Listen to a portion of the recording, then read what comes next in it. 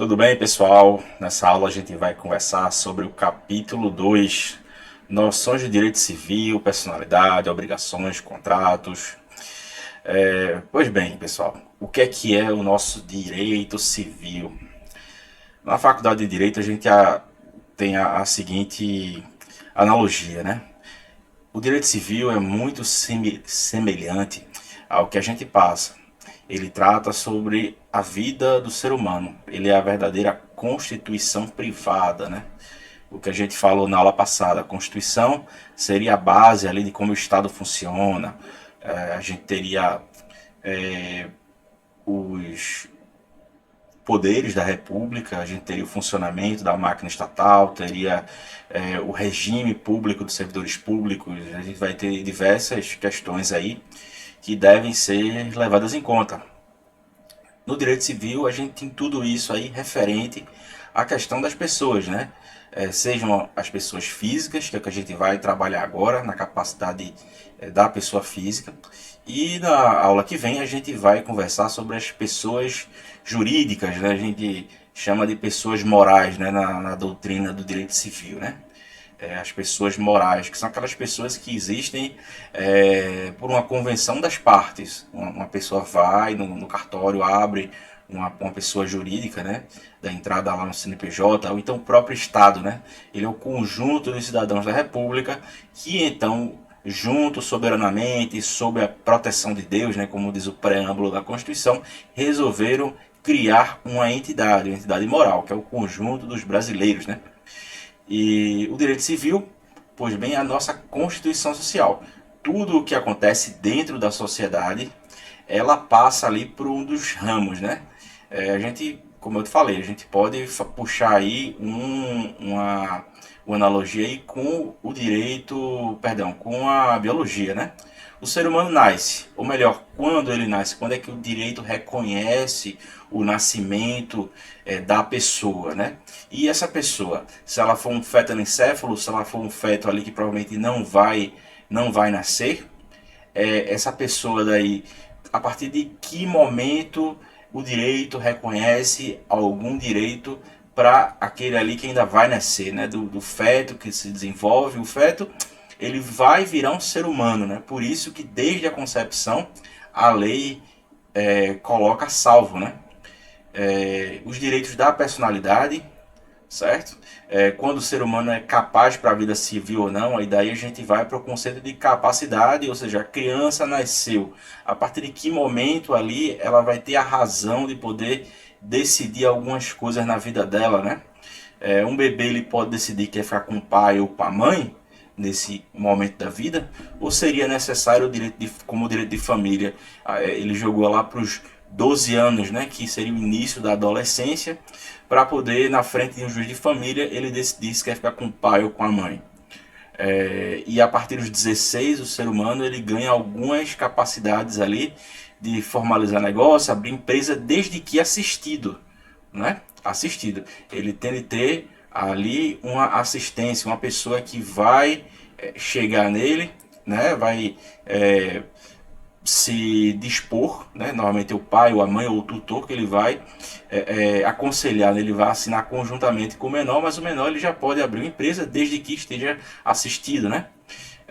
Aí daí também a gente passa para o conceito de incapacidade, as pessoas ali que são incapazes no sentido civil, certo? A gente está aqui na pessoa que ela, por algum momento, ela não tem o discernimento do que é certo e errado, ou simplesmente está em coma, né? A gente pode dizer que uma pessoa dessa é incapaz de realizar atos da vida civil. Uma pessoa que está em coma, ela não pode assinar um contrato, porque ela está em coma, né? Então, isso é o que a gente chama de capacidade. Já a segunda fase tem aqui crescer e produzir, né? Daí a gente vem para a teoria dos negócios jurídicos, contratos, questão de compra e venda, aluguel, abrir empresa, fechar empresa, os demais contratos que estão ali na legislação civil. Chega uma hora que o ser humano se reproduz, né? Ou não, né? É uma decisão pessoal. Mas caso ele deseje ali casar, ter filiação, né? Ou simplesmente qual é a relação que um bebê vai ter com o pai, com a mãe, com o avô, a gente vai ter ali os direitos de filiação, os direitos de casamento, né, a questão do matrimônio civil, os direitos patrimoniais decorrentes do casamento e outros assuntos correlatos. E também a gente pode dizer, olha, quando o ser humano ele vem a falecer, vem os direitos de herança, né? Quando o direito de herança ele existe, quando é que pode haver a questão do deserdamento, né? Eu coloquei aqui paralelo extinção de empresas, né? Porque quer ou não, uma pessoa jurídica que eventualmente ela vem ali a se extinguir, a gente pode também jogar aqui, né? Então, esse esquemazinho aqui, né? O ser humano nasce, cresce, se reproduz, né? Trabalha, morre. Então, isso aí é que é a vida do ser humano e o direito civil em cada uma dessas etapas aqui, ele vai estar presente, na verdade? Pois bem, pessoal, o que é a personalidade civil, né? Quando é que o ser humano ele ganha ali a personalidade dele, quando ele pode passar adiante, né? O melhor, todo direito ele é contra os outros, né? A gente pode dizer que é erga omnes, né? O direito que é exercido contra um terceiro, né? Uma pessoa que nasce, né? Ela vai ter um direito contra o Estado. Qual é o direito que ele tem contra o Estado? Ele tem o direito que o Estado provenha proteção enquanto ele está sendo gestado, certo? O nascimento com vida é o marco da personalidade jurídica, certo? Então quer dizer, um bebê ele não pode receber uma doação, né?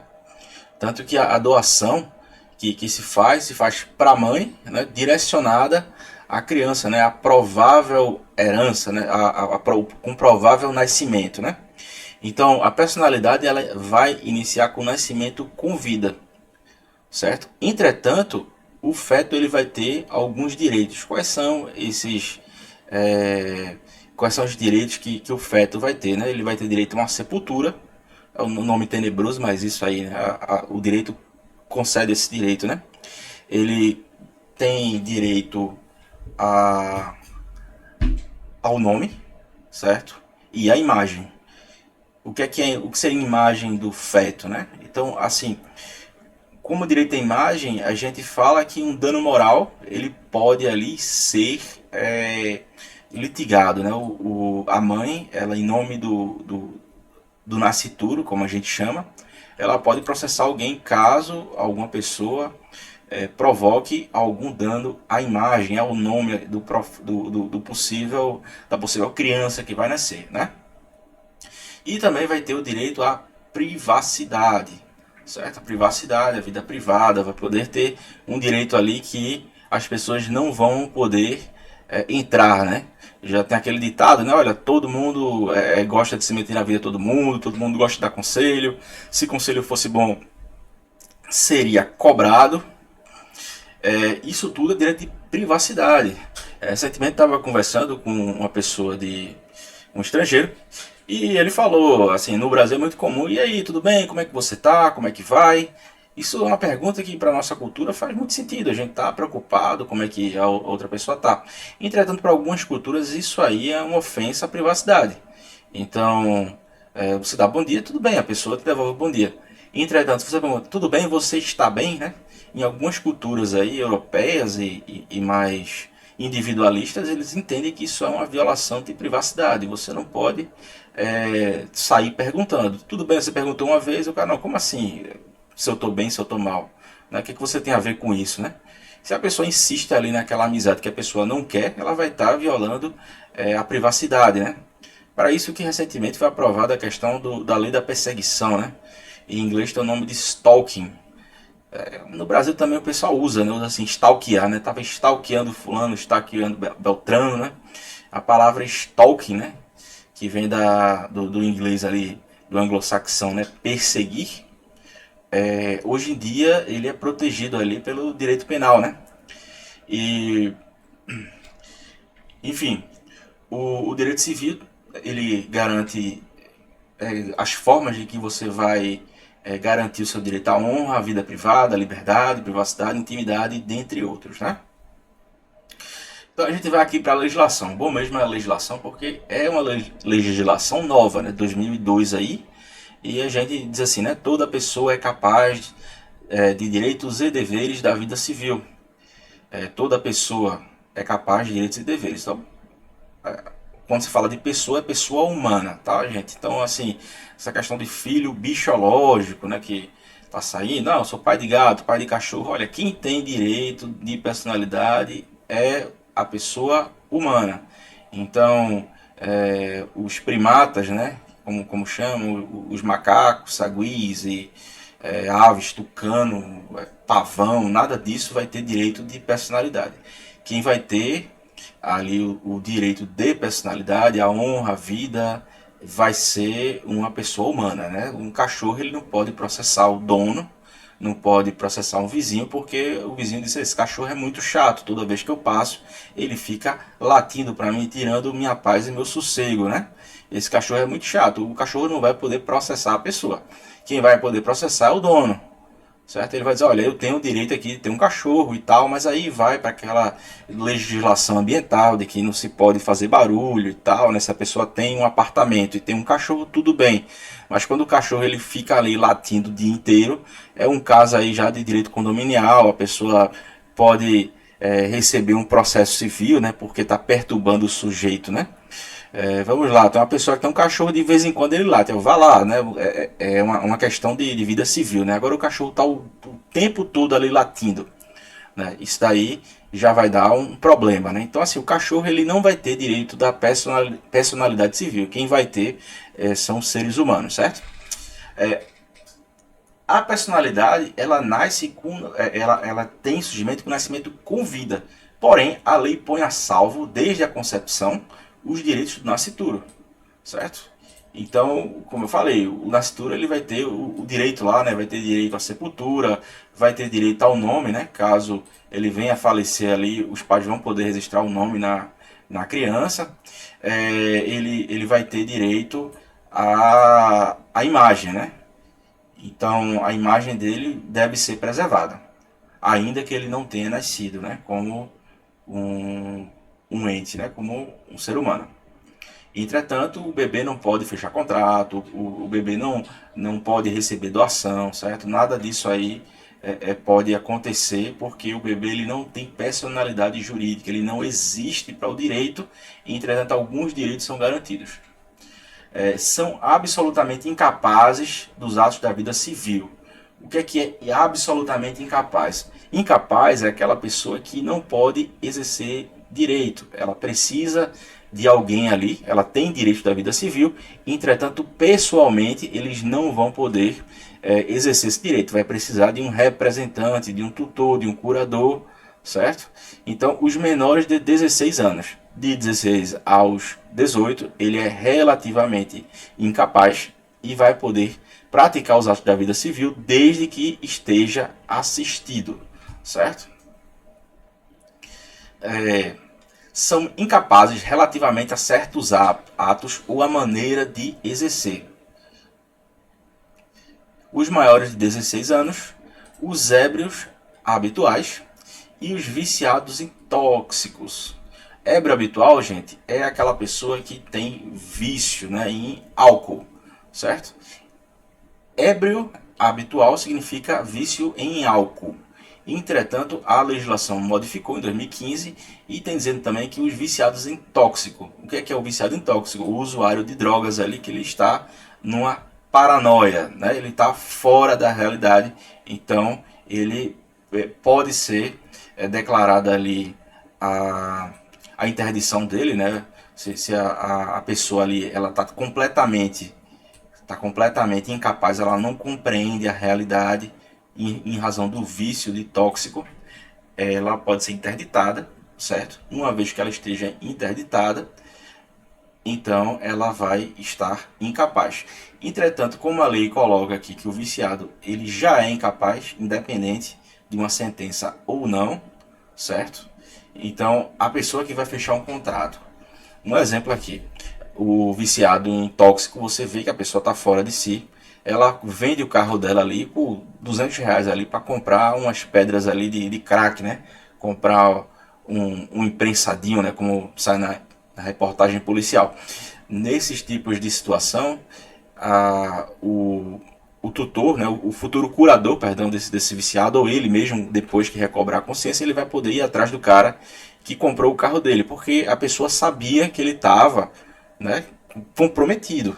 Então a gente vai estar diante aí de um vício do negócio jurídico, ele é tido como inexistente, e essa inexistência vai poder, a pessoa vai poder cobrar o dinheiro de volta do carro, né, e devolver os R$ 100, certo? Porque ficou claro ali que a pessoa abusou, né, da dignidade da outra. Aqueles que por causa transitória permanente não puderem exprimir sua vontade. O que é isso, gente? Causa transitória, a pessoa que está em coma, sofreu um acidente, ela está em alucinações. A pessoa que tem algum tipo de doença mental, certo? Vamos lá, uma pessoa que tem algum tipo de doença, que em alguns momentos ali ele muda de personalidade, gente que tem personalidade bipolar, né? Dupla personalidade, alguém que tenha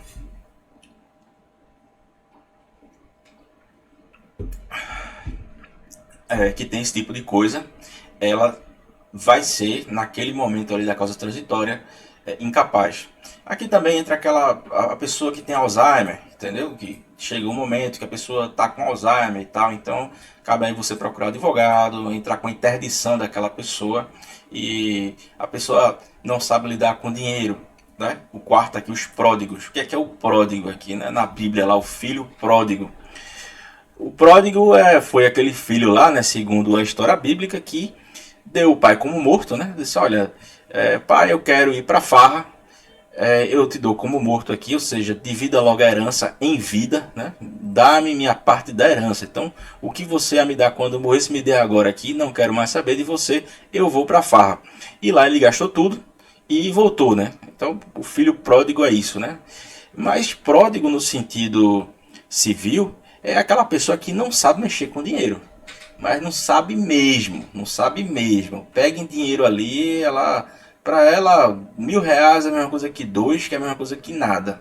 Ela gasta dinheiro, dá, rasga dinheiro. Então, uma pessoa dessa, ela não pode pegar em dinheiro. Então, a pessoa vai poder procurar um advogado e dizer assim: olha, você é pródigo. Na condição de pródigo, eu vou decretar a sua, o juiz vai dizer, né? Eu vou decretar a sua incapacidade civil quanto ao dinheiro. Quanto ao resto, ele pode fazer. Ele pode casar, né?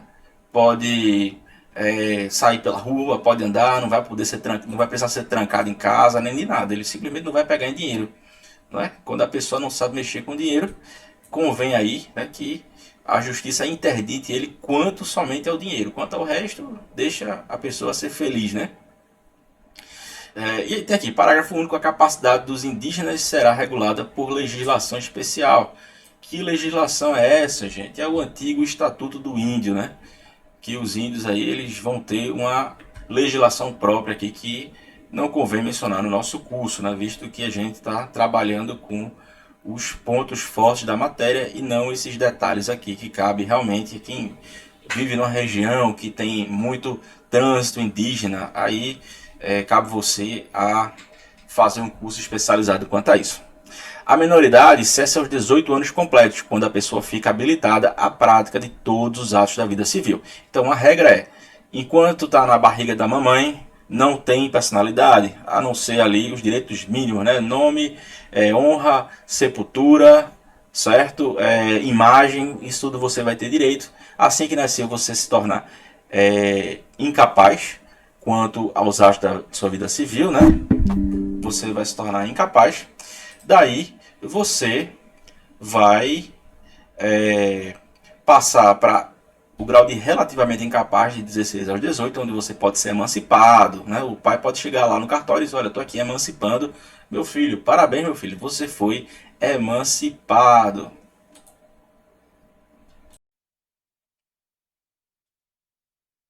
Pois bem, pessoal, continuando aqui a nossa aula sobre direito civil.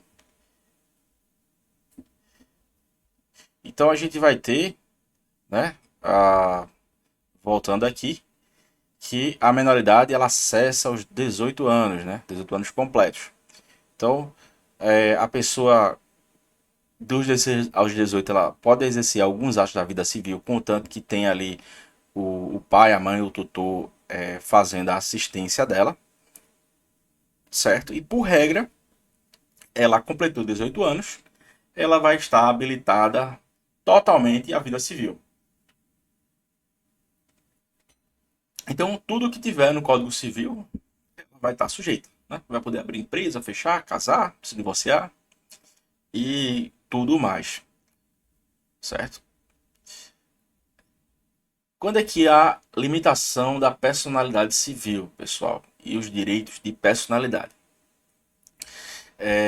Então, perdão, e os direitos de propriedade. Os direitos de personalidade, como a questão do direito de imagem, eles são direitos pessoais. A gente diz que são direitos subjetivos e eles vão regulamentar os aspectos essenciais, relevantes da personalidade humana. Eles não possuem caráter patrimonial e são inalienáveis. São intransmissíveis, irrenunciáveis e imprescritíveis. Certo? O que é que quer dizer isso, professor? Inalienável, você não vende a sua honra, jovem. Certo? Você não vende a sua honra. Mas eu quero participar do Big Brother. Minha honra foi tirada lá, fiz um bocado de asneira. As pessoas começam a rir de mim, minha reputação acabou. Problema é seu, mas ela não é alienável. Você não vai vender ela ali, né, para o grupo Globo. Você vai vender a sua imagem e participação naquele vídeo, certo? Durante o período ali do show, né? Mas você pode ir lá e como é que se diz, participar. Mas você não pode vender a sua honra. Eu vou vender aqui para a grupo lá fazer o que quiser com a minha imagem. Também não é por aí, certo? Você vende ali a sua participação.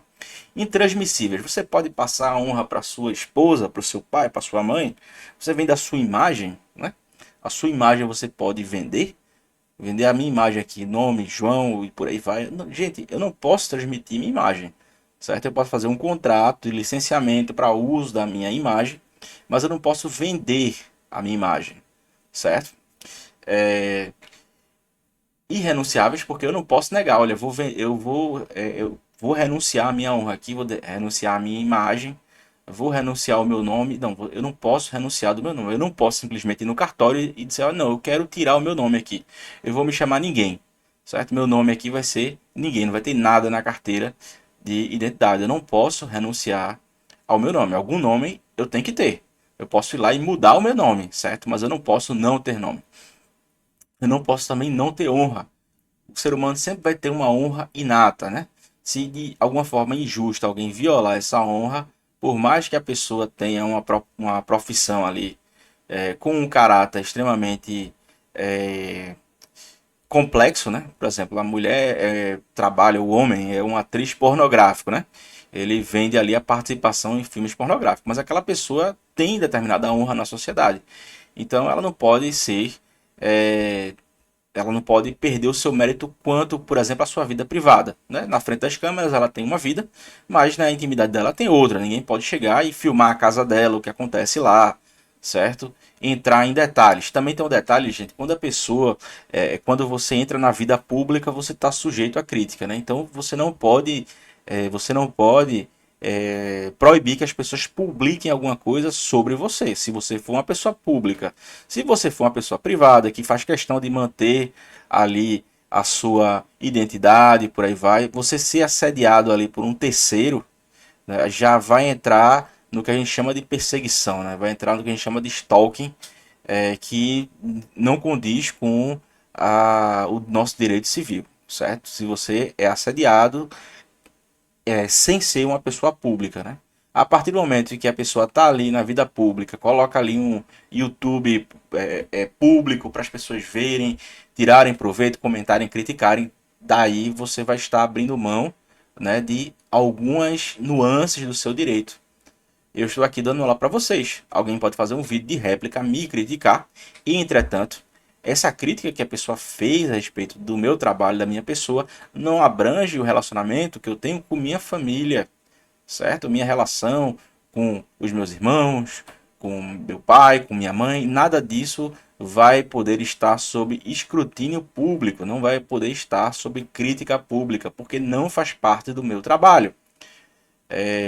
Uns anos atrás teve um reality show na MTV que falava da vida privada daquele cantor Ozzy Osbourne, que era a família Osbourne em português aqui e tal. Me lembro disso, gente. Eu já tenho, vou fazer 35, né? Então já tenho uma carreira aí de vida de cultura inútil, né? Então esse cantor aí, que era de uma banda chamada Black Sabbath, ele fez um vídeo falando da rotina dele, falando ele, a esposa, o filho, a filha, né? Comentando sobre, por exemplo, a filha foi no médico, né? Aí diz, você vai pro médico da vagina agora, né? Então conversas privadas ali que a princípio não estavam ali na carreira dele musical. Ele fez questão de colocar isso, né? Então ele duplamente, ele tinha a vida privada dele e tinha a vida musical dele, né? Então, quanto a essas questões aí que a princípio não estão no escopo do trabalho dele, ele fez questão de mostrar. Então, portanto, vão estar sujeitas a críticas, né? A imprensa e a democracia, porque a democracia significa informação. Não necessariamente essa informação precisa ser útil, né? Não precisa ser. Você não vai vendo YouTube de alguns certos canais aí de polêmica, você não vai passar no concurso público aí da NASA, né? Você vai ter uma cultura ali, né, que você está procurando, né? A pessoa está buscando Big Brother, você vai ter conhecimento ali do Big Brother, né? De repente, se for um sociólogo analisando e tal, fazer uma tese de doutorado, de mestrado, aquilo ali vai ter uma utilidade acadêmica. Mas na prática é a vida dos outros ali, né? Os romances e por aí vai, pegação, sei lá o que o pessoal faz.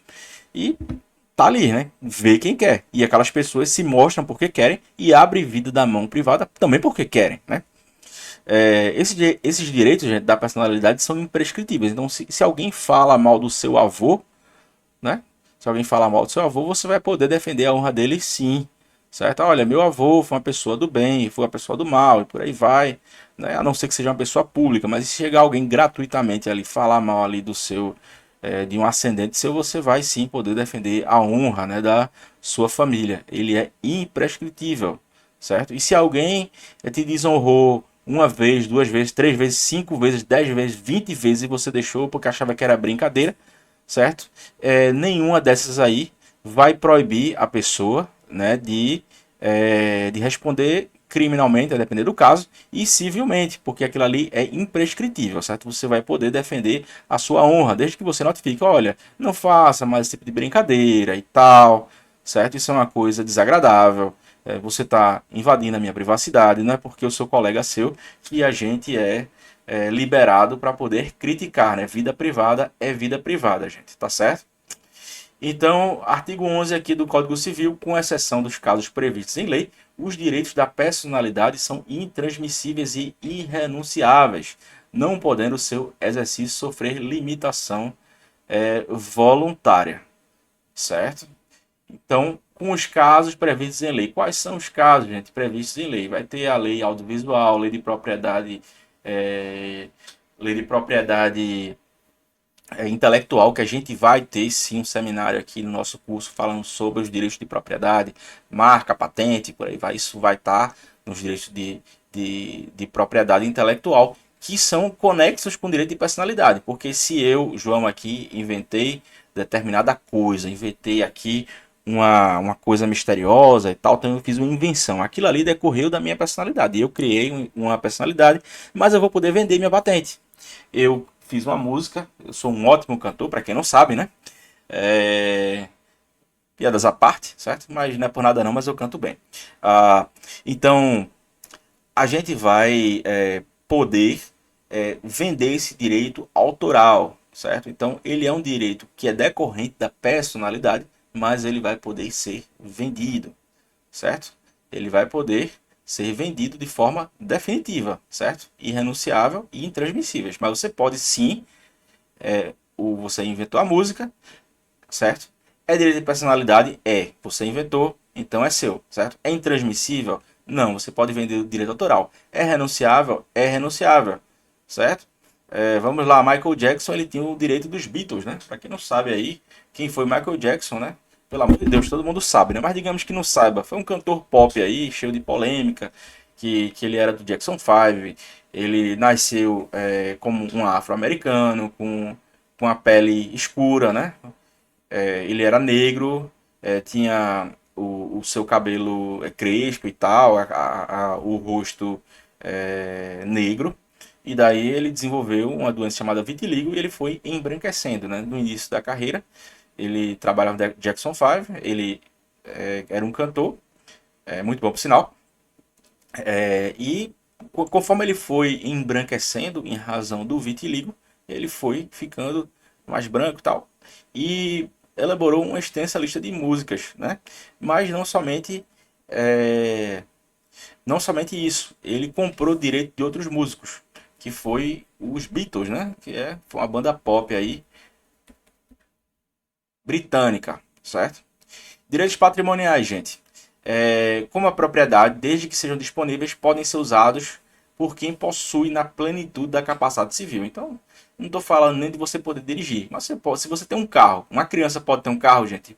Pode ter um carro, certo? Pode ter um carro. Ela recebeu uma doação, nasceu, você já recebe. O problema é, a criança não pode vender o carro.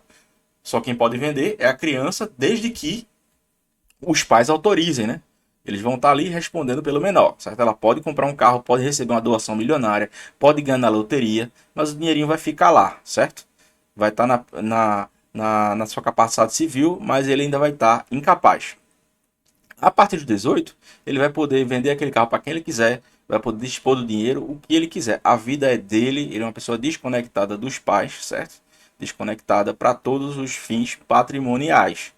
Para relações de família, questão de pensão, que um pai pode pedir pensão para o filho para o pai, isso aí já é um outro departamento, certo? A gente vai conversar sobre isso quando for tratar de direito de família, certo? Gente, vamos conversar aqui sobre os contratos, né? Liberdade de informação de obrigação e os seus requisitos.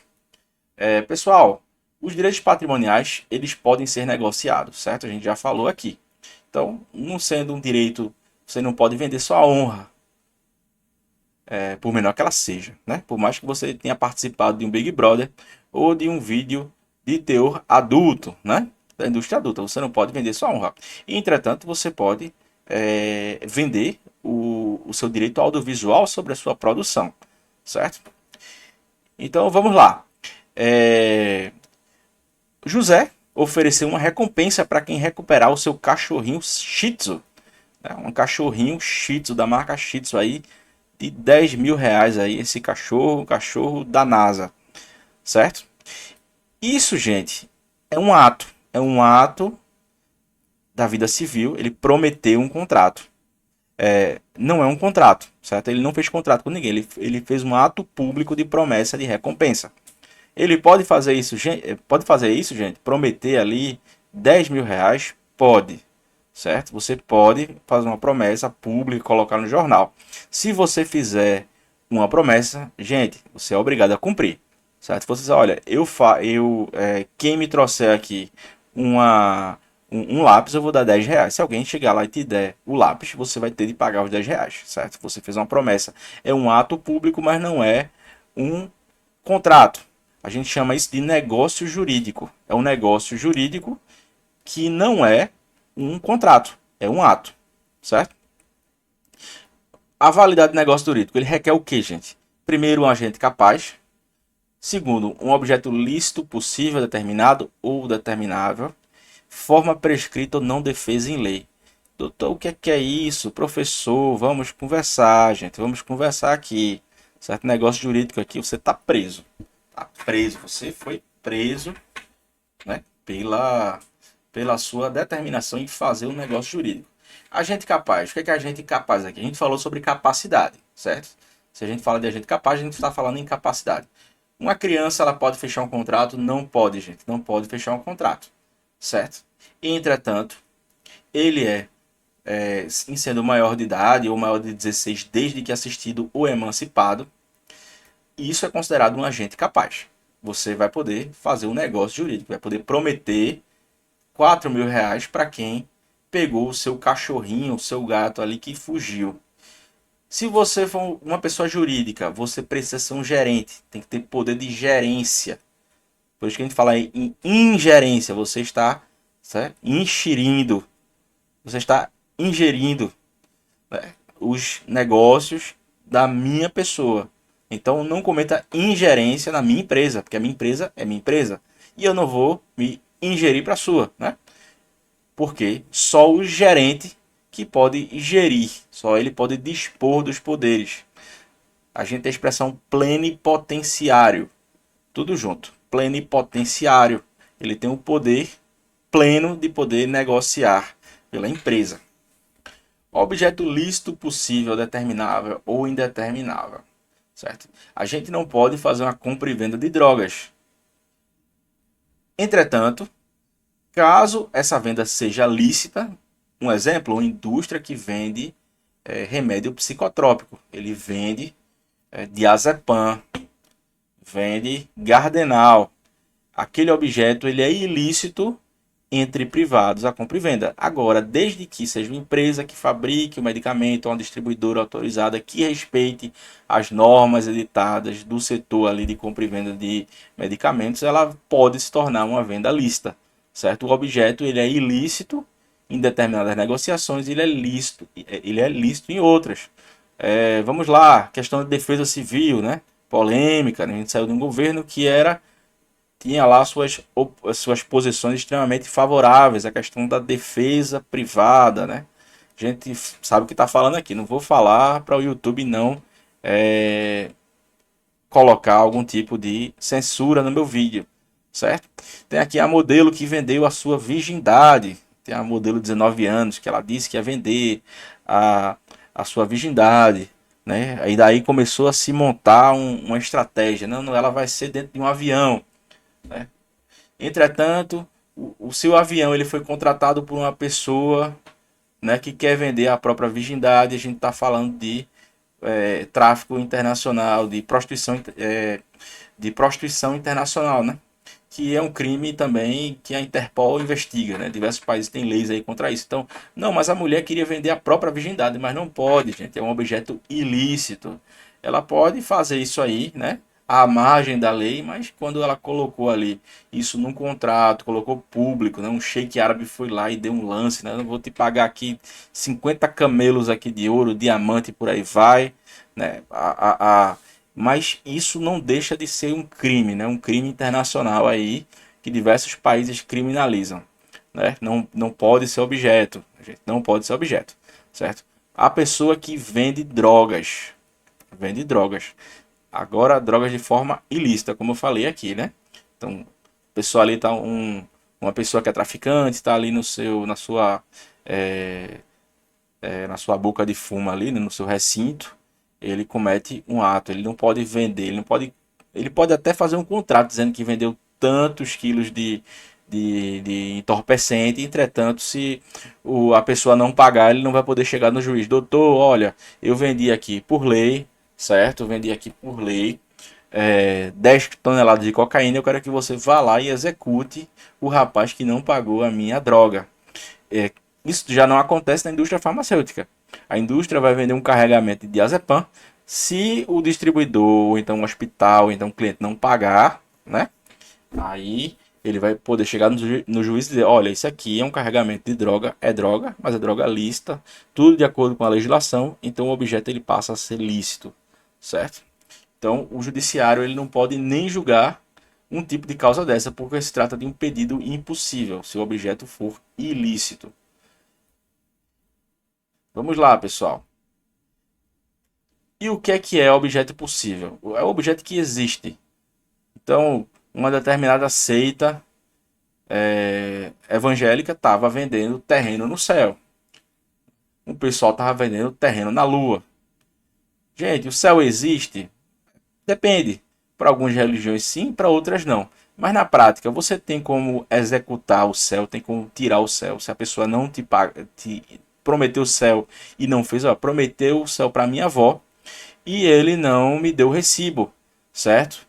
E minha avó morreu e eu quero a comprovação de que ela chegou no terreno no céu. A pessoa não vai ter como comprovar isso, certo? Ela não tem uma linha direta ligada com o além, né? Ninguém vai poder vender um terreno na Lua.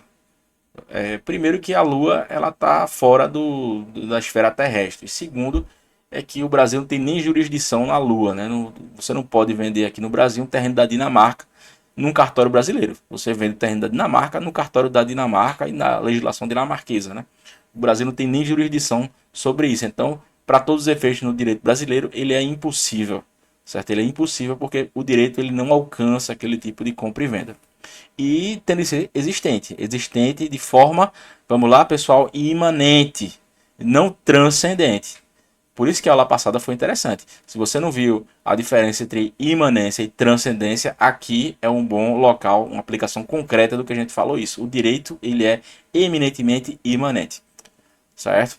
A gente teve uma decisão, umas décadas atrás, no STF, em que uma pessoa processou o pai dela porque o pai não amava. O ministro falou, né? Olha, você tem até direito a uma indenização pela falta de atenção que seu pai lhe deu. Você deveria ter tido algum tipo de criação, né? Entretanto, eu não posso obrigar seu pai a te amar. Isso aí está fora da alçada judiciária, porque é uma questão transcendente, certo? Isso não é exequível. O que é que não é exequível? Não é executável. O juiz não pode obrigar alguém a amar, certo? Não pode ir lá na lua e demarcar um terreno. Você não pode entrar com uso capião. Todo dia eu olho a lua, utilizo aquela lua como se fosse minha. Não, está fora da jurisdição do Brasil, é impossível para o nosso direito, certo? Determinado. O que é determinado, gente? Determinado é um conceito imanente, né? Imanente significa uma coisa que está delimitada. Se eu vendo uma cabeça de gado, se eu vendo aqui um animal, certo? O animal joca é o boi reprodutor e mimosa é a vaca leiteira, né? Eu estou vendendo dois bois ali determinados. Ele foi determinável por quantidade, né? Quantidade, olha, um boi macho, outro fêmea, e qualidade. O que é qualidade, né? Qualidade é uma coisa que qualifique. Então, se o boi tem nome, se ele é premiado, se onde é que o boi está, se ele está bem de saúde, tudo isso vai se aplicar à questão de qualidade. Determinável. Uma coisa pode ser determinada ou determinável. O que é determinável? O boi macho e o boi fêmea. São duas cabeças de gado. Então eu quero comprar dois bois premiados na festa do boi de Pernambuco. Vai ter a festa do boi, onde são leiloados bois premiados. Eu quero dois bois premiados, desde que seja na classificação entre primeiro e décimo. Então, estou determinando uma coisa, mas eu não posso escolher o boi. É a pessoa que vai me pagar. Olha, toma aqui, esse boi foi aprovado em terceiro e esse boi aqui foi aprovado em sétimo. Tá aí uma compra que é determinável, porque eu quero dois bois, certo? Ela tem uma qualidade, porque tem que ser aqueles bois ali com aquelas qualificações, certo? Tal e tal raça, então tal e tal produtor. Uma compra de safra. Eu comprei uma compra de safra na fazenda. Isso acontece muito no agronegócio, né? Compra e venda, né? Tem os traders do agronegócio. Então, eu vou comprar uma safra de milho. A safra de 2023, né? Que vai vir no primeiro semestre agora de 2023. Então, eu vou comprar a safra de milho. Gente, eu não sei muito de agronegócio. Mas, se tiver uma safra de milho, sendo uma espiga, se deu gafanhoto, se teve seca, se bateu chuva, alguma coisa aconteceu lá, certo? Tá no contrato, você vai dar, olha, teve um milho na safra, beleza. Olha, a safra foi tão boa que na verdade foi multiplicada por 4, porque aconteceu um milagre, né? Um milagre aqui e a safra foi uma super safra. Você vai ter que me pagar duas safras. Não, eu vou pagar uma só, porque no contrato está dizendo que era uma coisa determinável, que seria a safra da fazenda Santo Antônio, né, do tio Pedinho, né, que fica no município de Altinho, né, a fazenda Santo Antônio do tio Pedinho do município de Altinho, né, que nem aquela música lá, né, de a fazenda Santo Antônio, né, para quem não conhece é bem interessante, bem poética. Então a fazenda Santo Antônio produziu uma safra de milho. Aquela safra foi negociada e ela é determinável, certo? Forma prescrita ou não defesa em lei. Existem casos em que a lei obriga que exista alguma coisa escrita. Você comprou e vendeu um imóvel a partir de 30 salários mínimos, não pode fazer contrato de gaveta. Você fez contrato de gaveta, você vai comprar a posse daquilo ali, mas a propriedade, fazer todo o trâmite legal no cartório de notas, no cartório de imóveis. Isso aqui a gente vai falar no nosso seminário sobre direito imobiliário, certo? A gente vai falar sobre isso na nossa disciplina. Então, nesse cartório de notas, você vai registrar a compra e venda e no segundo você vai averbar no cartório de imóveis. Passou pelo primeiro, passou pelo segundo, parabéns, o imóvel é seu. Vai estar com o seu nome na matrícula do imóvel, certo? É um contrato que tem a sua solenidade. O casamento também. Você não casa por papel passado, certo? Ah, passei aqui, ou melhor, você casa papel passado, né? Porque passado significa passou pela burocracia, né? Você não casa ali, salvo alguns casamentos específicos e tal, casamento celebrado em navio, casamento num culpativo, que é quando a pessoa está morrendo e aí você junta ali as testemunhas, né? Para comprovar que o último suspiro da pessoa ele quis ali casar com aquela pessoa, tirando essas hipóteses ali que requerem um contrato e são muito, mas muito específicas e muito interessantes.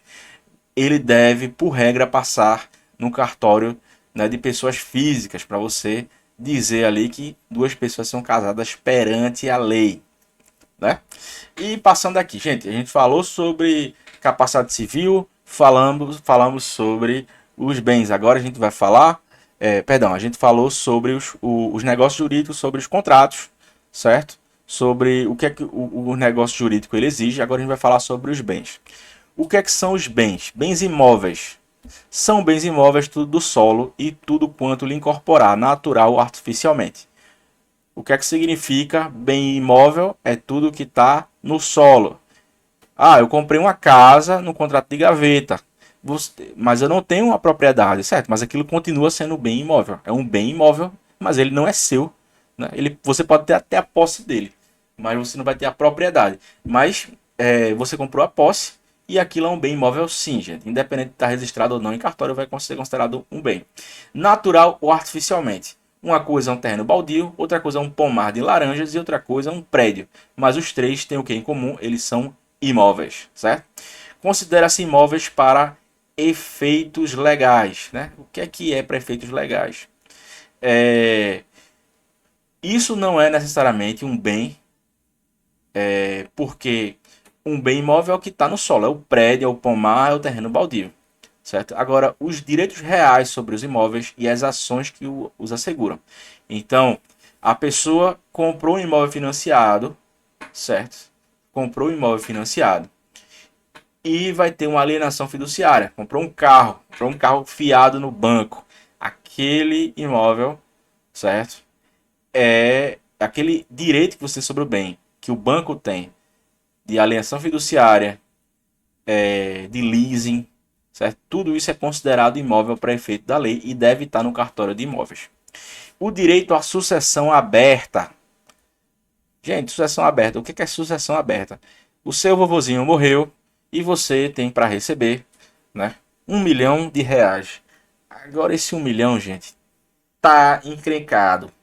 Você tem ali 20 imóveis, tudo isso vai ter que passar por avaliação, vai ter de passar por todo o trâmite ali que vai demorar, né, 5 anos, porque o cara tem bem até na Pomerana, né, no meio da Alemanha ali, no perto da Prússia, do lado da Valáquia. Então vai ter um trabalhão para conseguir esses bens desse sujeito.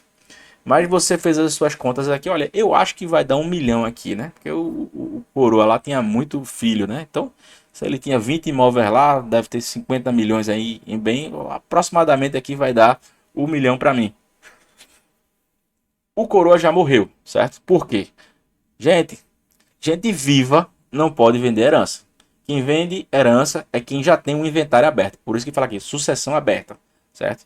Enquanto você está vivo, você não pode fazer contrato sobre a sua herança, certo? É uma questão que a lei proíbe. A lei brasileira proíbe você vender a sua herança. Mas seu vovozinho morreu, você vai receber daqui a 10, 20 anos. Você faz as suas contas, diz, olha, eu estou vendendo a herança do meu avô aqui. Vou vender a herança do meu avô por 100 mil reais. Porque eu quero pegar esse dinheiro aqui, quero comprar meu carrinho de cachorro quente e montar meu império aqui do dogão. Você pode fazer isso? Pode. Você vai no cartório, vende o direito de herança do seu avô. É possível você fazer isso, certo? E é considerado imóvel. Não perdem o caráter de imóveis. As edificações que, separadas do solo, mas conservando sua unidade, forem removidas do local. É possível mover um prédio de um lugar para o outro. Na internet vocês acham isso aí. Você tem uma casa lá, um negócio gigante lá, né? Um veículo gigante que é um prédio. Isso aqui é um prédio, gente mora lá dentro. Aquilo ali é considerado um bem imóvel. Os materiais provisoriamente separados de um prédio para nele se reempregarem. Então, na sua casa, né, você retirou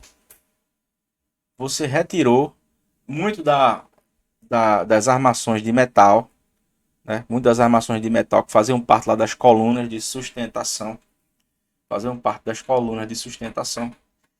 porque você vai mover a casa de um lado para o outro, então vai reconstruir, vai reformar, aquilo tudo é considerado imóvel, certo, gente? E são protegidos ali pela lei imobiliária. Então, você vai ter a sua proteção jurídica. São móveis os bens suscetíveis de movimento próprio ou de remoção por força alheia, sem alteração da substância ou da destinação econômica social. São móveis os bens suscetíveis de movimento próprio. O que é um móvel de movimento próprio? Os semoventes. O que é um semovente? É um animal. O animal se move. Meu gato é um bem móvel, né? É um bem móvel. Um animal é um bem imóvel. Por mais capitalista que isso pareça. Porque ele é um animal semovente, ou seja, ele se move.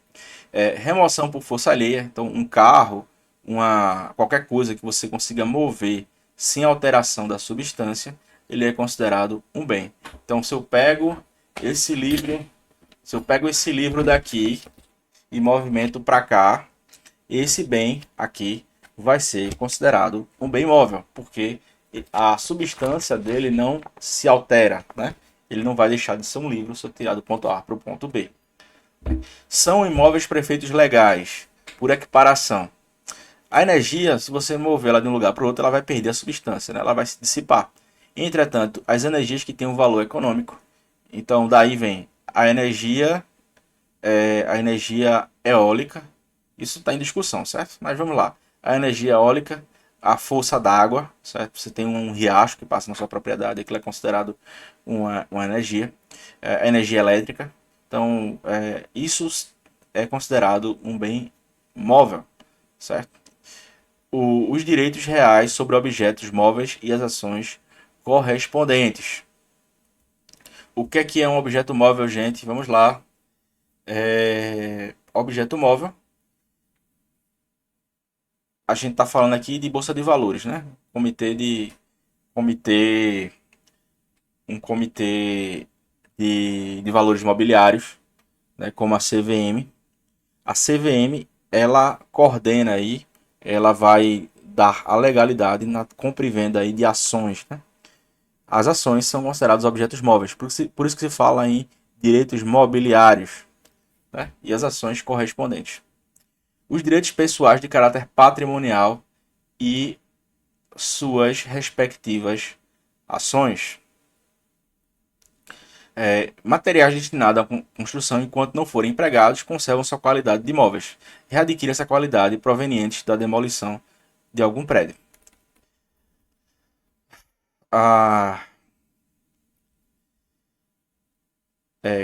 Dos contratos.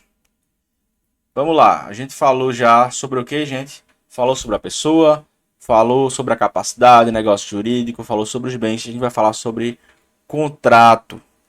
Vem do latim contracto, que significa tratar, né? Vende-se carro, tratar com João, né? Tô vendendo meu carro. Não tô não. Eu já vendi carro, mas não esse que eu atualmente tenho. Mas digamos que eu queira, né? Eu vou ter de fazer um contrato, vou ter de tratar com alguém. Você não faz um contrato consigo mesmo e nem faz um contrato com todo mundo, né? O que você faz é um ato. Olha, o meu cachorro fugiu, eu coloco aqui, faço um ato, certo? Faço um ato e esse ato vai ser um negócio jurídico. Agora, se eu quiser vender o carro para José, eu tenho de fazer um contrato com ele. O contrato não precisa ser escrito, ele pode ser verbal. A maioria dos contratos são verbais. Me dê uma lata de Coca-Cola, me dê um suco, né? Me veja aí um camarão, me veja aí no carnaval um abadá para frequentar algum dos blocos. Isso tudo vai ser contrato, a maioria são contratos verbais. Você tem indícios do contrato, você tem o abadá, você tem a suposta a suposta pretensão de ir no bloco, certo? Você tem um acordo de vontades que visa criar, modificar ou extinguir um direito. Você faz um acordo que visa criar. Você criou um direito. Eu perdi meu direito, mas fulaninho criou um direito dele, né? Modificou o quê? A titularidade do bem. Modificar direitos. Se eu faço um contrato de casamento, eu deixo de ser solteiro, modifico o meu estado civil e sou casado. Extinguir o direito. Caso alguém resolva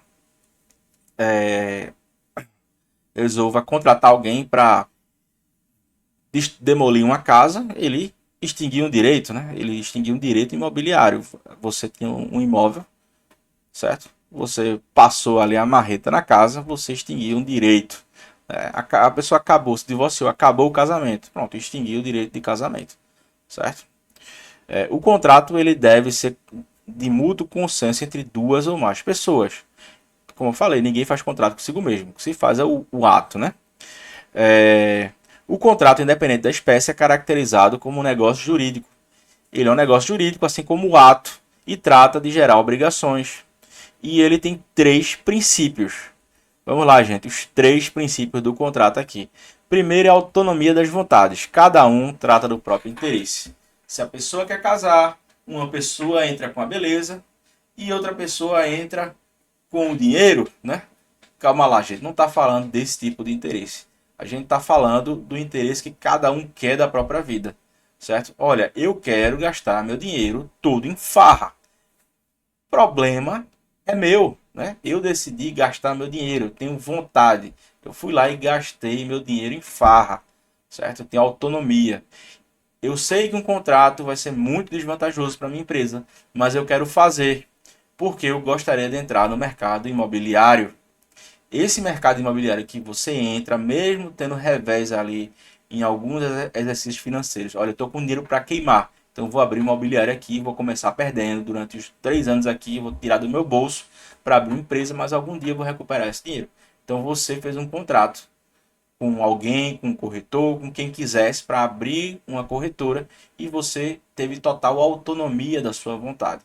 Então, quando você fecha negócio, principalmente você que está como gerente, você deve considerar os benefícios e o risco do seu negócio, porque o juiz, quando ele olha para a sua propriedade, ele presume que você já ponderou esses riscos. Lá na frente, você não vai poder chegar e dizer, né?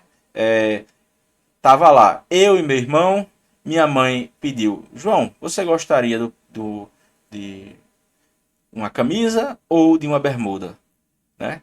Você escolhe primeiro, o seu irmão escolhe depois. Não, eu vou pegar a camisa. Meu irmão escolheu a bermuda. Aí eu disse, mãe, eu não gostei dessa camisa não, ficou apertada, né? Ficou apertada aqui. Mas meu irmão gostou muito da bermuda.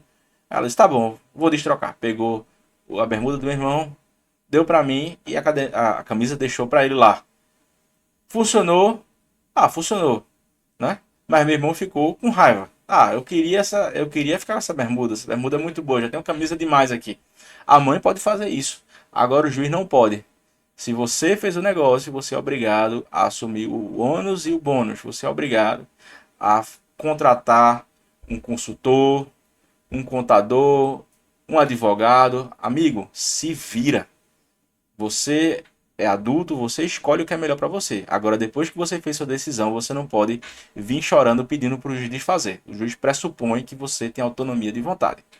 Mas eu estava com arma na cabeça. Aí já não é um contrato. Só botou arma na cabeça, ameaçou, cometeu algum ato ilícito ali, alguma ameaça, né, te levou à confusão. Tudo isso vai provocar um problema na autonomia. Por isso que os contratos eles devem ser bem escritos e bem especificados. Quando se vende um cavalo de raça, A pessoa coloca lá o cavalo tal, de nome tal, premiação tal, que a pata tá assim, o dente tá assado, tem um laudo de um perito. A pessoa vai comprar um diamante, vai ter lá o laudo do diamante, dizendo qual é a espécie, qual é a jazida, qual é o minério, de onde veio, para onde vai, se está registrado, se não está. A pessoa que está comprando isso daí, ele sabe ali os detalhes do que ele está comprando, pelo menos deveria saber, certo? Porque o dinheiro é alto, sobe o ticket, então as pessoas começam a se preocupar com isso. Mas, assim, na minha experiência privada mesmo, como atuante, eu já vi casos assim da pessoa, não, eu tenho aqui um imóvel e esse imóvel gerou uma dívida, eu não quero pagar essa dívida. Não, porque eu não sabia que minha empresa tinha essa propriedade aqui. Ela não sabia que ela tinha. Não, amigo, pessoal, tu comprou uma empresa, você é obrigado a fazer a contabilidade da empresa. Você, como gerente, você é obrigado a ter diligência. Você precisa ver em todos os cartórios de protesto se a empresa tem dívida, consultar SPC, Serasa. Será que minha empresa tem imóvel? Vai lá, puxa certidão centenária de todos os cartórios de imóveis para ver se tem imóvel, para ver se o imóvel está ocupado, se está devendo condomínio, IPTU, certo? Você abriu empresa, você deve verificar todos os detalhes da sua negociação. Supremacia da ordem pública, né? O contrato não deve causar dano à ordem pública. Vamos lá, um sheik árabe veio. O Brasil tem duas esposas e ele é casado com as duas. Quando ele chega no Brasil, as duas esposas lá vão no cartório e vão apostilar. O que é apostilar, gente? É você pegar um vínculo, né? Um vínculo que existe em outro país e trazer para cá. A ordem pública brasileira ela não permite a bigamia. Inclusive é crime. Você não pode casar com duas pessoas. Se você casar com a primeira e casar com a segunda sem a primeira saber, sem o prévio divórcio, você vai estar cometendo bigamia, que é um crime, certo?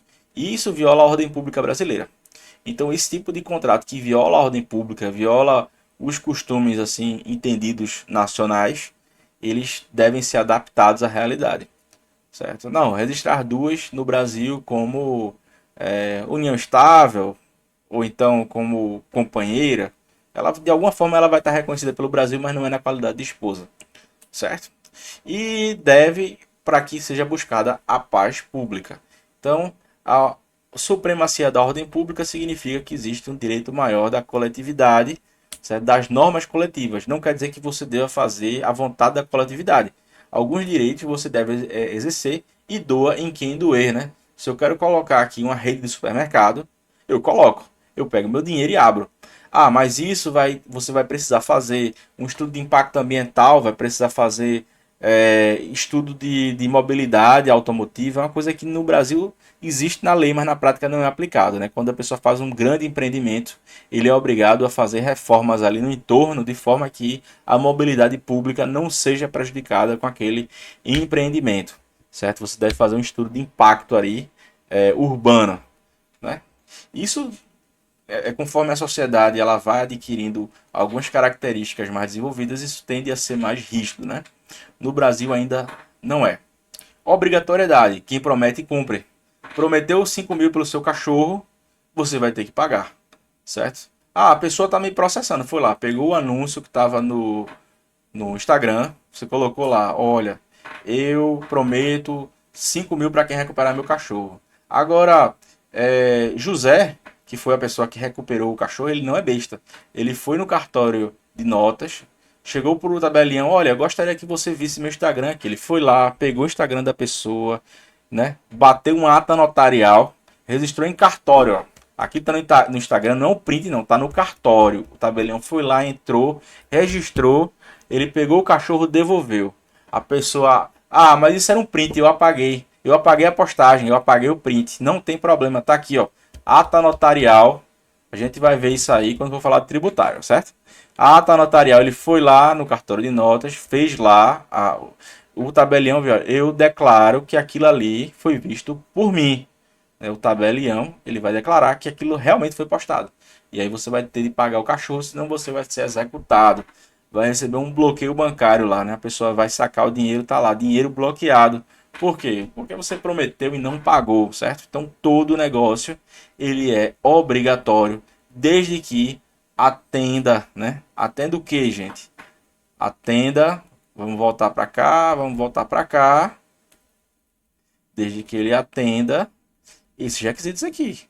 Primeiro, né? Agente capaz, objeto lícito, possível, determinado, determinável, né? Forma prescrita na defesa em lei. Então, fazendo esses requisitos sendo respeitados, você vai estar, né? Você vai estar obrigado a cumprir. Com a finalidade de atualizar a nossa legislação, isso aqui é muito importante para esse nosso curso que é voltado para contador, administrador, gerente, né? Para você que não vai ser advogado, mas você precisa saber direito, né? Você vai ter aqui a Declaração de Direitos de Liberdade Econômica, Lei 13.874 de 2019, do então ex-presidente, em que o artigo 421, né, dessa lei daqui, ela diz que liberdade contratual será exercida nos limites da função social. O que é contrato, gente? Antes o pessoal comprava um apartamento e dizia, não quero não ficar com esse apartamento, não. Eu quero chegar aqui e fazer o distrato, né? Eu quero devolver aqui o apartamento, né? E desfazer o contrato. Antigamente, inclusive, a gente tinha precedente de diversos tribunais garantindo que os contratos podiam ser quebrados. E a pessoa tinha que devolver o dinheiro. A gente chegou aqui a alarmante 60% do número de ações em que as pessoas processavam as construtoras para devolver o apartamento e pegar o dinheiro de volta, né? E aí o que acontecia? As construtoras simplesmente quebraram, né? A gente tem várias em recuperação judicial, várias falidas, isso no Brasil inteiro, certo? Por quê? O judiciário, ele ainda tem, né? Não vou dizer que não tem ainda, né? Minha experiência que eu tenho como advogado é que dever-se-ia respeitar, né, o princípio da intervenção mínima e a excepcionalidade da revisão contratual. O que é que significa intervenção mínima? É que João combinou com Maria um contrato de compra e venda de uma casa, né? De uma casa. Combinou com Maria compra e venda de uma casa. Entretanto, a Maria, ela está aqui chateada e chegou no juiz e utilizou uma tese mirabolante aqui, né? Que ela está chateada e por aí vai. E o juiz ele olhou assim, não, mas realmente a coitada da Maria, ela se arrependeu e por aí vai. E taranã, taraná, ppp. Sendo que é o seguinte, o contrato não foi feito? Sim, né? E o que acontece? O juiz ele não pode simplesmente se ingerir dos negócios privados. Ele só pode se ingerir se tiver uma previsão legal, se houver o chamado de tort, né? Tipo, o torto, né? Porque tem o direito e tem o torto, né?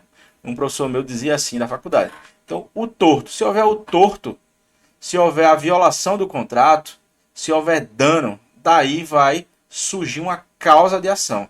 Se você não tem uma causa processual, uma causa de ação, se você não tem fundamentação jurídica, você não pode chegar para o juiz e dizer, olha, eu estou insatisfeito, eu quero desfazer. Certo? Porque a legislação diz que é excepcional a revisão contratual. O que é excepcional, gente? É aquilo que não é corriqueiro. Antigamente era corriqueiro qualquer pessoa assinar um contrato, correr para o judiciário e diz assim, revise o meu contrato, revise o meu contrato. Eu quero que você dê interpretação judicial aqui. Muitas vezes o termo estava literal. Então o que é que essa lei disse? É a liberdade econômica do cidadão que o judiciário se intervenha de forma mínima e excepcional nos contratos privados, certo? Aí, artigo 241, tracinho A. Os contratos civis e empresariais presumem-se paritários ou simétricos. Paritários e simétricos. O que é paritário? Paritário significa eu e tu, né? Mim e ti, na linguagem formal, né? Conosco e convosco, a gente tá negociando em pé de igualdade. Em pé de igualdade. Eu e você somos duas pessoas capazes, estamos negociando a compra e venda de um ganso. O ganso, cujo nome é José, e José é um ganso muito bonito, já foi premiado, já produziu diversos filhotes. Então esse ganso, ele foi comprado e vendido, ele foi negociado por mim. E ele é simétrico, certo? O que significa simétrico? É que foi um negócio justo, que ele foi negociado de duas pessoas paritárias, né? Entre os pares aqui, pei, papá, papum, e simétrico, significa que os dois tiveram vantagem. Os dois tiveram vantagem nessa negociata. O que é que significa simetria contratual? Que as pessoas chegavam no judiciário e diziam, olha, eu tive prejuízo nesse contrato aqui. Mas, gente, muitas vezes você entra no negócio sabendo que vai perder ali, mas que futuramente com aquilo ali você vai ganhar mais. Então, a pessoa entrou no mercado da compra e venda de gansos porque acredita que muitas pessoas vão comprar gansos. Você comprou por 10 mil reais 3 gansos premiados porque você acreditava que ia gerar um boom de compra de gansos de estimação. E aqueles gansos iriam fazer parte da rotina. As pessoas teriam sonhos com gansos. E haveria propaganda na TV aberta, no YouTube. Ia ter lá aquela Rui Barbosa, não sei das quantas lá, Marina Rui Barbosa, né? Vendendo um ganso lá, adotando um ganso, na cama com um ganso. Porque a venda de gansos seria extrema. Você comprou por 10 mil reais 3 gansos que valeriam no mercado ali 500 reais cada um. O negócio é simétrico. O judiciário tem que entender que sim. Porque se você sabia dos riscos, se você assinou o contrato, aquilo não pode ir para a mão do juiz ele desfazer o negócio. Assim como eu e meu irmão estávamos insatisfeitos, respectivamente. Né? Respectivamente não. Eu que estava insatisfeito. Eu peguei a camisa, não gostei. Eu quis a bermuda dele, ele queria a bermuda, minha mãe falou lá, não, a bermuda vai para você e a camisa vai para você. Ah, mãe, mas que injustiça, né? Ele falou, a gente já tinha combinado, né? Ele deu para trás, né? Pois é, deu para trás, ele deu para trás, entretanto, né? Aquilo era minha mãe, o juiz não é a mãe, o juiz é o juiz, certo? Ressalvados os regimes jurídicos previstos em leis especiais. Então, a gente vai ter no Código de Defesa do Consumidor os direitos do consumidor, certo? Entre os diversos negócios que vão ser tutelados pelo Código de Defesa do Consumidor, a gente vai conversar sobre isso mais para frente, num seminário específico, mas entre empresas ali, certo? Entre empresas, isso aí não vai existir. Então, você é empresário, na hora de negociar, fique esperto. Você não vai poder chegar chorando para o judiciário dizendo que o negócio foi injusto para você.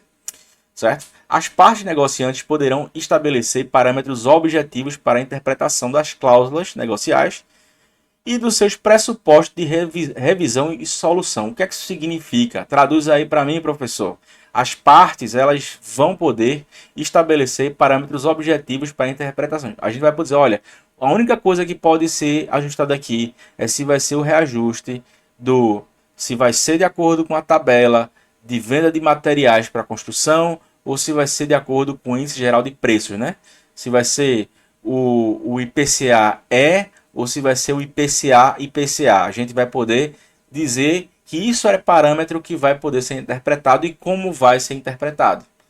A gente vai poder dizer, olha, se vier para disputa, se houver problemas quanto à qualidade do ganso, se o ganso ele é todo branco, ou ele tem um ganso branco com bolinha preta, certo? A gente vai poder discutir aqui, no máximo, certo? Quanto ao tamanho das pintinhas pretas do ganso, certo? Se vai ser entre 1 centímetro ou 1,5 centímetros aqui, para questões de parâmetros de interpretação dos contratos. Isso aqui vai poder ser feito. A alocação de risco definidas pelas partes deve ser respeitada e observada. Alocação de risco, gente. O que é uma alocação de risco? Se der prejuízo na venda dos gansos, certo? Eu comprei e vendi o ganso. Agora, se você comprou o ganso, eu me responsabilizo caso você dê a ração, caso o ganso faça quaquá ou se faça ué, né?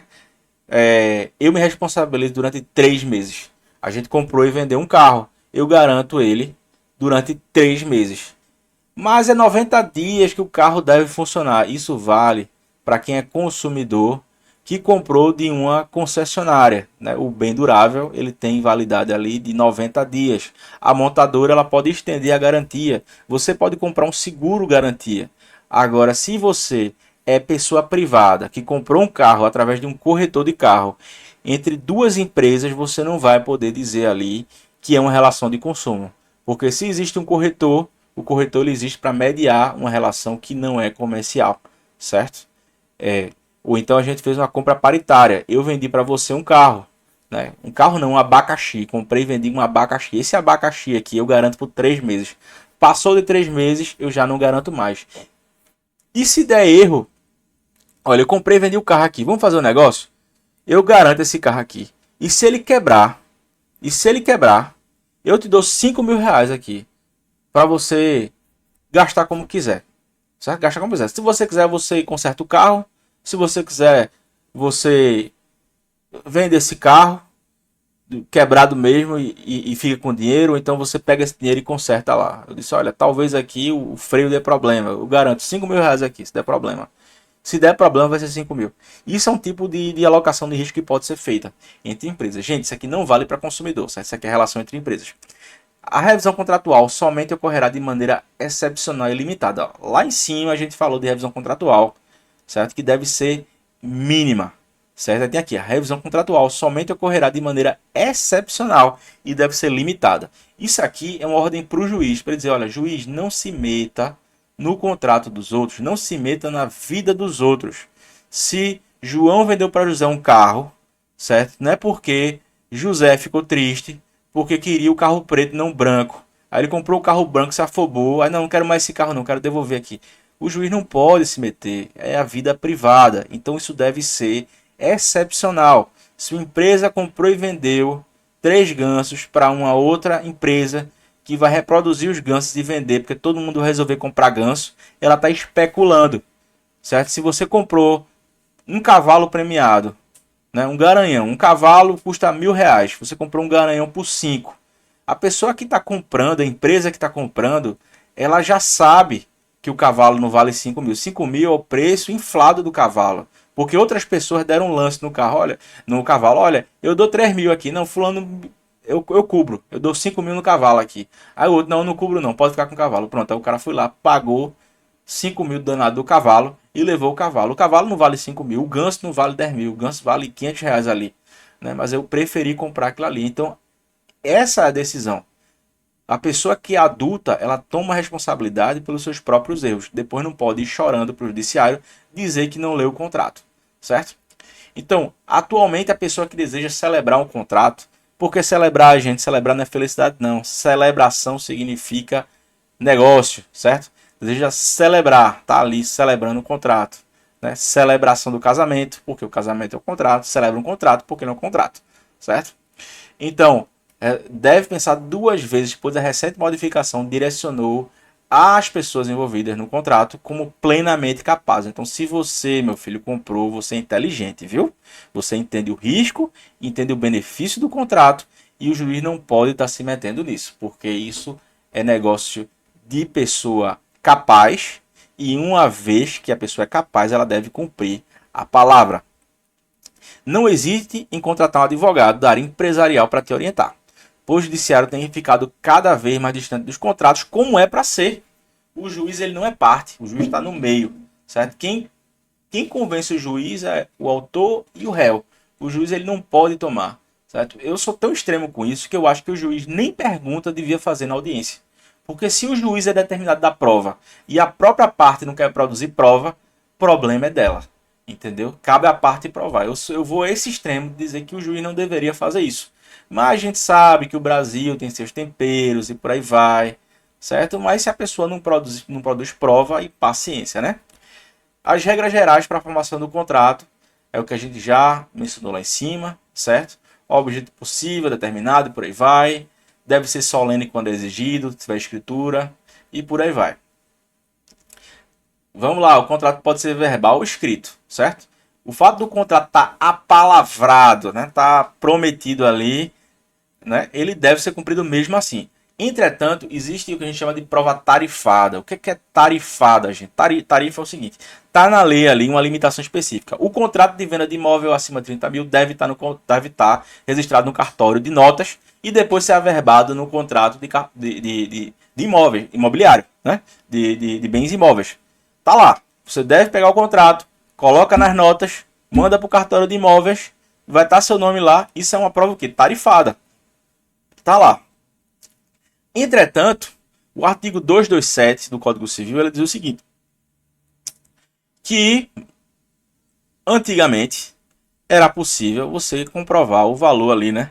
Até 10 salários mínimos você chamava uma testemunha, diz assim: olha, a Maria tá me devendo R$ 1.000, né? Por quê? Certo dia eu fui lá e emprestei R$ 1.000 para Maria e tava lá José como testemunha. José viu tudo, né? Viu tudo assim, viu emprestando. Aí depois a Maria não pagou, eu fui lá e cobrei a danada da Maria. Maria, pelo amor de Nossa Senhora, me pague meu dinheiro. Eu tenho que pagar minha conta de luz, então vão cortar. A Maria, que dinheiro? Que dinheiro? O dinheiro que eu lhe emprestei. O José testemunha. Não, não tô devendo dinheiro nenhum, não. Não, rapaz, você não lembra não, porque tem gente que é assim, né? Esquecida. Esquecida pra dívida, mas lembra na hora de cobrar, né? E aí o que acontece? O que acontece? A lei ela diz o seguinte: artigo 227. Qualquer que seja o valor do negócio, a prova testemunhal é admissível como subsidiária ou complementar, mas não como principal. Você está vendo aqui como prova principal? Não. Subsidiária significa, se você tem duas provas, eu tenho aqui um papelzinho, R$ 1.000 Maria ali. Papelzinho ali, né? R$ 1.000 Maria. Eu mostrei lá para o juiz, olha, tá vendo aqui, ó. Tá aqui, R$ 1.000 ela assinou ali. Olha, isso aí pode ser uma prova subsidiária, né? Pode ser uma prova subsidiária. Eu peguei uma testemunha, tem um papelzinho de Maria, ela assinando em cima do R$ 1.000. Tem um pessoal que vendia, né? Vendia, botava no caderninho dele, assina aqui do lado do valor que você deve, né? Aqui, R$ 1.000, R$ 1.000 emprestado, né? Ou então assim, R$ 1.000, tijolo Maria, e ela aí dá uma rubricada. Isso aqui é o início de prova, ou seja, uma parte da prova, não é a prova toda, certo? Não é a prova toda. Só esse caderninho não vai fazer Maria pagar. Mas eu trouxe a testemunha dizendo que o dinheiro foi emprestado, um caderninho assinado, aí o juiz vai considerar tudo aquilo ali como prova, né? Aquilo ali não é como cheque, né? Ela poderia fazer um contrato de empréstimo, né? Dizer ali, ó, isso aqui é um... Não existe empréstimo entre pessoa física, certo, gente? O que a gente chama é mútuo. Mútuo, né? Por isso que no banco é mutuário, a pessoa que financia uma casa, que pegou um empréstimo. Então, outra coisa, a justiça brasileira não proíbe a utilização do documento eletrônico, certo? Você pode ir lá fazer um documento eletrônico, assinar. Para quem não sabe, entra lá no gov.br, você tem assinatura digital, certo? Você pode assinar lá pelo gov.br, certo? Entretanto, dependendo do que foi produzido, você pode estar violando a intimidade, né? E daí, não é interessante que você utilize o WhatsApp como meio de prova. Entretanto, você pode ir no tabelião, vai no cartório de notas, ele vai atestar, o tabelião vai pegar seu telefone e vai ver, ó, o telefone de João aqui, 10 10 20 20. Ele viu lá, eu confirmo que entrei no WhatsApp referente ao usuário do telefone 10 10 20 20. E ele estava no chat com Maria, né? Maria do 9922 2222, né? E João disse, tá bom, eu te empresto R$ 1.000. Ela, tá certo, passa aqui para deixar o dinheiro. Daí ele foi lá, pegou o que no WhatsApp, transcreveu para nota. Aí o que aconteceu? Eu fui para a justiça. Aí Maria disse, oxe, isso aí não vale nada não, eu mudei meu número aqui, ó. Isso aí não é mais no WhatsApp não. Entretanto, né? Eu que não sou besta, na hora de fazer o contrato, eu disse, Maria, faz o seguinte, tira uma foto tua com o jornal do dia assim, né? O jornal do dia. Tua cara, teu rosto, teu RG assim. Com o jornal do dia. E manda pra mim, né? Pra deixar tudo ali mais amarradinho. Aí o tabelião ainda vai colocar. Inclusive, Maria tirou uma foto do jornal do dia 16 de fevereiro de 2023, né? Dizendo que ia pagar. Né? Dizendo que ia pagar. Aí Maria vai dizer, não, mas essa foto é antiga. Não, essa foto foi tirada no dia 16. Se tava com o jornal do dia 16 é porque foi dali pra frente, né? E Maria disse que não ia pagar, né? Disse que ia pagar no outro mês, eu fui lá e paguei, né? Então, Maria ali, ela tirou a foto com o jornal, ou seja, aquela foto não é antiga, é do dia 16 para frente. Tem lá o negócio dela lá. Ela mandou um áudio, inclusive, o tabelião foi lá descrever o áudio, e tem lá tudo provado na ata notarial, que serve como prova, e aquilo ali vale, certo? Tipos de contrato. A gente tem os contratos típicos, que é o que está no Código Civil, e tem os contratos atípicos, né? Por exemplo, o contrato típico, compra e venda, aluguel, por aí vai, certo? A gente tem aqui locação residencial, está na lei do inquilinato, mas é considerado um contrato típico, porque existe uma lei falando daquele contrato. Empreitada, mandato, prestação de serviço, entre outros. Agora existem os contratos atípicos, principalmente no mercado de tecnologia. Você tem os contratos lá que envolvem direito de imagem, com não sei o que lá, com fabricação de software e por aí vai. Tudo isso são contratos atípicos, né? Que eles estão ali, né? Por exemplo, a gente tem um contrato que não tem tipificação, que é tipo assim, olha, eu vou fazer aqui eu te dou um imóvel e tu me dá um apartamento, né? Mas assim, o prédio, ele não tem CNPJ. Simplesmente tu fez um rolo com a empresa, fez lá no cartório de notas, né? Foi lá, tô aqui cedendo, fazendo uma permuta da minha casa pela futura edificação que a construtora tal vai fazer. Aí fui lá, peguei esse cartório, levei no cartório de imóveis, registrei lá, aí tá lá. A partir daquele momento eu deixei de ser o proprietário, a propriedade passou a ser a construtora, e aquela construtora algum dia vai fazer um CNPJ, vai construir o imóvel, vai construir o imóvel e vai fazer um registro no cartório de imóveis. Então, junto da matrícula do imóvel, vai ter todas as casinhas que foram vendidas para a construtora, vão estar sendo transformadas num novo imóvel, que vai ser o prédio, certo? Deu para entender? A gente está pegando um contrato extremamente complexo de um cara que fez deu uma casa por um futuro apartamento. E se esse cara fizer algum tipo de serviço, olha, eu vou fazer um software para você, eu vou fazer um software de gestão para a sua empresa aqui, a sua empresa, e esse software daqui ele vale 50 mil reais. Eu vou trocar esse software aqui por uma entrada do apartamento. Eu quero que esses 50 mil reais aqui virem 100 reais de entrada, certo? A gente faz aqui uma permuta. A minha empresa desenvolve o software, certo? Eu vou lá, eu não sou besta, fiz o cartório, fui lá no cartório de notas, né? Fiz o contrato, né? No valor de 100 mil reais, que é o valor do negócio jurídico, que seria o valor da entrada, dizendo que o meu software vendido para a empresa, ele foi trocado por uma possível matrícula. Aí daí, se a empresa não quiser fazer, eu entro lá na justiça, junto lá os 100 mil, dizendo que paguei, certo? E se a empresa quiser aceitar os 100 mil? Aí eu vou lá, na hora da compra e venda do imóvel, que eu for fazer o contrato, eu junto lá aquele contrato que eu fiz no cartório de notas, no outro contrato, aí ele vai dizer, João, que fez um software para a empresa, ele deu 100 mil reais baseado na escritura tal, certo? E vai ser considerado o valor do imóvel de mais 100 mil reais decorrente aqui da compra e venda. Por quê? Porque isso tem que estar constando no imóvel para efeitos de financiamento bancário, né? A maioria compra imóvel financiado, né? E você deve constar esse tipo de desconto aí no financiamento para questões tributárias, para diminuir a base de cálculo e tal. Como agora aqui, para ir além, gente, são questões práticas aqui de como você pode implementar isso na sua empresa. Você trabalha em determinado setor de comércio de serviço, né? Segue uma atividade, né? Observe a complexidade da sua atividade. Todos os fornecedores que entraram em saem, cada um deles utiliza contratos? Se sim, são verbais ou não? Como é que eles são feitos? São digitais? O seu ponto comercial é de um imóvel próprio ou alugado? Procure saber. Sabia que o ponto comercial é um complexo de direitos que o locador desenvolve e tem o seu valor independente de ter ou não a propriedade do imóvel? A sua empresa precisa saber que, caso seja despejada, ela pode ser indenizada se o despejo ele for injusto, certo? Ela pode ser indenizada ali pela diminuição do seu fluxo de caixa, e por aí vai, né? Se você tem reduzir o número de clientes e por aí vai. Observe e anote qual as atividades que a sua empresa exerce. Ela está em condições de melhorar as condições contratuais com os fornecedores?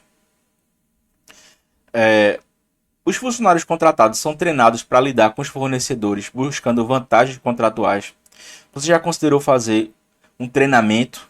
Se você é gerente, por que não treinar os seus vendedores para eles entenderem melhor o direito contratual, o direito do consumidor? Os sócios da empresa, eles têm anotado as obrigações e direitos dos funcionários e fornecedores. A empresa ela tem um regimento interno, tem um código de ética. Existe algum contrato padrão da empresa? Será que esse contrato tem como ser melhorado?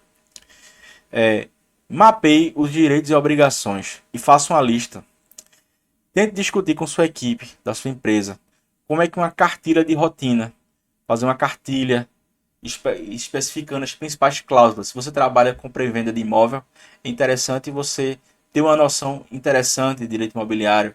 Se você faz contrato de compra e venda de mercadoria, trabalha com agronegócio, é interessante você saber as principais cláusulas do seu negócio.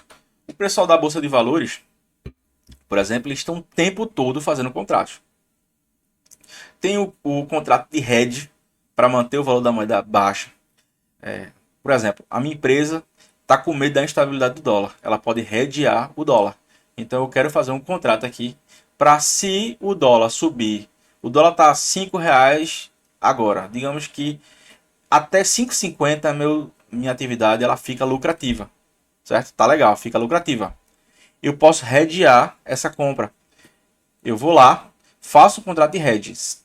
Se o dólar subir acima de 5,50, o banco ele vai cobrir esse valor aqui, né? Vai cobrir esse valor aqui para que o fique ali em 5,50, certo? É possível você fazer isso.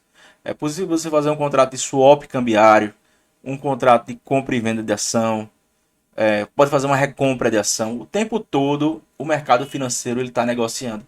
Na vida civil a gente sempre está negociando. Então busque entender o tipo de contrato que você tem e como você pode, através desses contratos, melhorar a atividade da empresa. Beleza, pessoal?